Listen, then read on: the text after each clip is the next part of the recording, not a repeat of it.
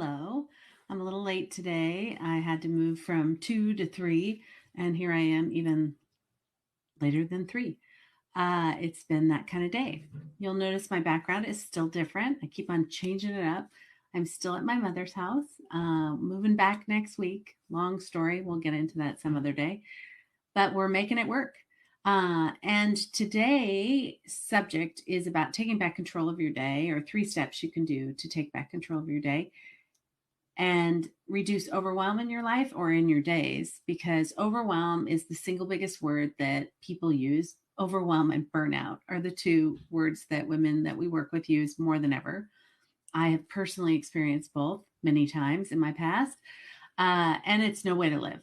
And here's the thing is we've gotten really comfortable living in a state of overwhelm, and we have this fear of burnout or breaking. And it's just always there, like out in the distance, that's scaring us. And no, and overwhelm feeds on overwhelm. And what I mean by that is, the more overwhelmed we feel, the more overwhelmed we get about feeling overwhelmed. We're really good at it. So here's what I want you to know is there's little things you can do to just take back control of moments during your day that can reduce the overwhelm and kind of give you back some peace and breath and joy in your day. The big issue we'll talk about later, but right now I just want to give you 3 little things you can do to really, really take back just little moments. And they're just simple adjustments. How you start your day is number one. Number one. How you start your day is number one. How are you starting your day? Are you starting your day with any calm in it? Or is it pick up that damn phone and already feel like you're behind? Are you even waking up before you're supposed to wake up with that to-do list swirling in your head? Well, breath is the answer. Breathing is always the answer. You can breathe throughout the day. And I know you're saying, Marie, of course I breathe or I would die, but I mean a conscious breath. 3 ins and outs, conscious breath centers you again. And if you start your day, I know you desperately want to grab that phone and see what's going on. I've said this over and over again. The more space you can give from looking at things on your phone before you start, quote unquote, start your day and let your day start with you, dramatic good things happen. So here's what I mean. Most people use this as a alarm clock. I do. I bought a new alarm clock and I still use this, but here's what I do. I use it. I see what time it is. I put snooze on usually and give myself 10 more minutes. And then I set it aside and I do not look at it until I've done some things for myself. And some mornings it's long, some mornings it's short. So at a minimum, here's what I want you to do. I want you to wake up. If you have to look at your phone, get an alarm clock. But if you have to look at your phone, just look at it for a time, set it aside, take a deep breath. Take a deep breath. And just be grateful for waking up. Just be grateful for being alive. Be grateful for something. I'm so grateful for, even with your eyes still closed. And then set an intention for the day. And then get up and do your business. The longer you can go without picking up that phone, the more mileage you'll get in calm throughout your day. Okay. Step 2 is really, let's see. Step 2 is really paying attention to your body. We feel stress differently. Everyone feels stress differently. But with me, it's like, it's in my heart or in my chest, kind of like a thing, or it's a contraction in my body. And I find myself going, trying to like focus. So, hello, be aware of that. If that's happening, what is happening? What is causing you stress in that moment? Stop and be aware of what's happening. Because in most cases, you can take a break from it. In most cases, you could probably set it aside. In most cases, you could say, why am I making a big deal out of this? And just ask yourself questions and get curious. Don't beat yourself up. Get curious about what's going on. The more aware we are of our triggers during the day, the more likely we're able to manage or avoid them. Let me say that again. The more aware we are of our triggers throughout the day, the more able we are to manage or avoid them. So, being aware of what parts of your day you get triggered and just getting curious, again, breathing to recenter yourself and get curious about what's going on and ask yourself the question like, what's going on here? Why am I feeling so stressed? Okay. And then to build on that, which is step 3, to build on that is to stop the cycle, stop the hamster wheel of going. And like when we get in that pace, especially most women I know, before they've even gotten out of bed, they already feel behind. And I'm not kidding. They already feel like behind and defeated and overwhelmed and stressed before they even get out of bed. That is no way to live. And we want to change that, but I'll put that to the last part. If we just are aware of when and where we're getting stressed and what's triggering us, and we breathe and get curious about it, the how we understand that will help us manage or stop our triggers. But here's the thing, engaging this little puppy right up here, your brain, and stopping the swirl and the hamster wheel that's going on, because we wake up in the morning, we just go, gotta get it done, distraction, get back, get distraction, get back. And we're like in this craziness. So when we're in that pace, then everything runs through us at that pace. And what I mean by that is we've lost our discernment about what actually needs to get done. We're just in go mode and everything feels like a priority 10. And you know, and I know if we're using this, not everything is a priority 10, but we're just pretending because we're so in the motion and the machine of getting things done that we're dealing with everything at a priority 10 and feeling the pressure of things that are at a priority 10. And there are some things that are priorities, and a priority 10, maybe even 20, maybe even 100. Okay, I get that. And like breathe and focus and get that done. But not everything is. And what I mean is that text that comes through or that email that comes through, most of them can wait. Most of them can wait. And we've built this expectation that just because somebody is reaching out to us, we have to reach out immediately back to them.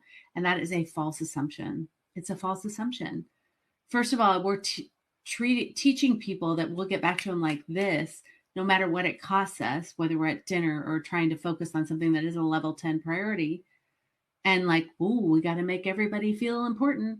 Well, they'll feel important when you get to them and when that's actually a priority. So using your discernment, and the only way you can do that is slowing the hell down.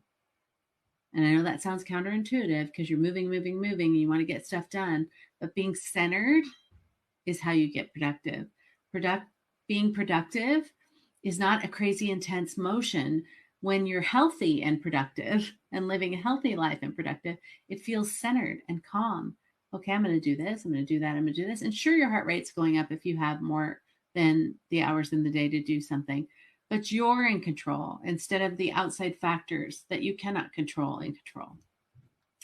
And I just want you to live your life from your point of view about what you perceive as important, what you want to get done, what are the priorities in your life. And dinner with your family may be one of those, and you shouldn't be interrupted. I have a job where sometimes I do get interrupted at dinner, and it is important, and I do have to take it. And I warn the family, guys, I'm dealing with this crisis. Here's what's going to happen. I'm hoping they don't call, but I have my phone at here because I've got to respond because it's a deadline or a media thing, and I don't have control over when the media calls. So that is a situation where I can't control that, but I'm not going to fight against it or resent it. It just is. And I've warned everybody that I'm going to do something I don't normally do. And so then I've relieved myself of the guilt. And there it is.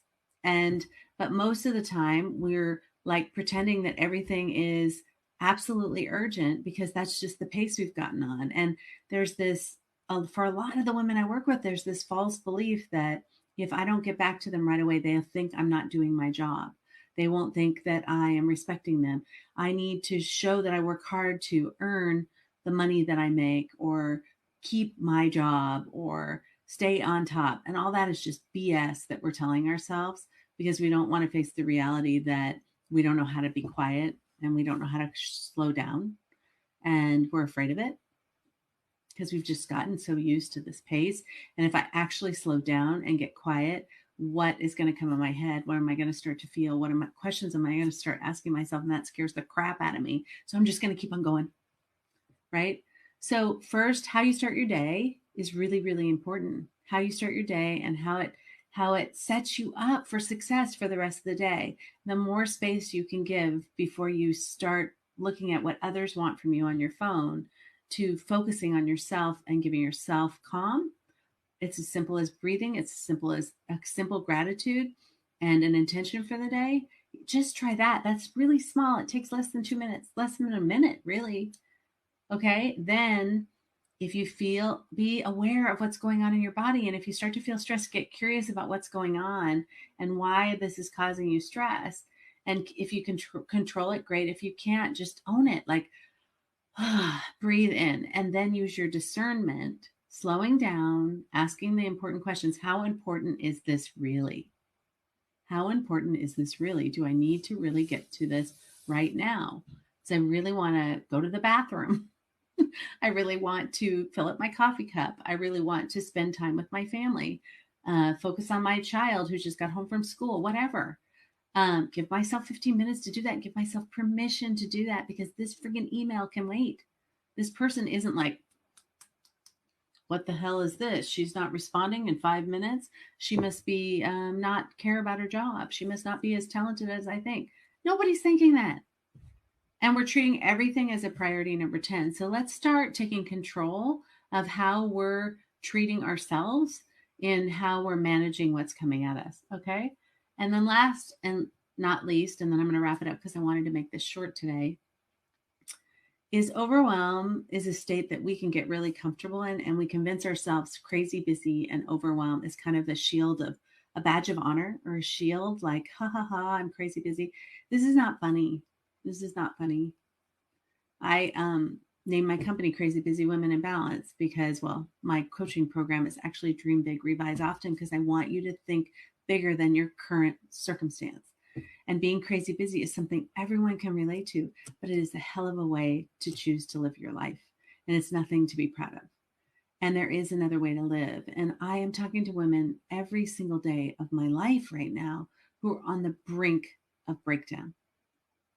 Mental health breakdown, physical breakdown, because they're requiring so much of themselves and they don't know how to live any other way.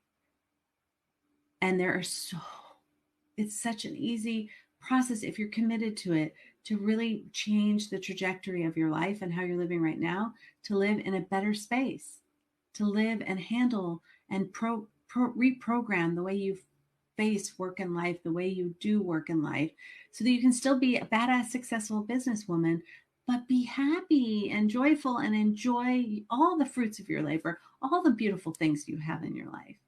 And just little moments too, because when we're in survival mode all the time, we don't see the beautiful sky outside. We don't see it's harder for us to laugh and be joyful. It's harder for our playful self to come out. And damn it, she deserves to come out and play. We're not young anymore. No offense. We're not young anymore. Most of the women in my group are in their late 30s or upper 50s and somewhere in between. And this is our time. You're not running out of time. This is the exact time to go take back your time. And it is not an either or proposition. You can be successful and still earn a living and do the great things you do in your career and have more of a life and be happy and joyful and peace and calm and breathing. And one of my clients said today, spontaneous.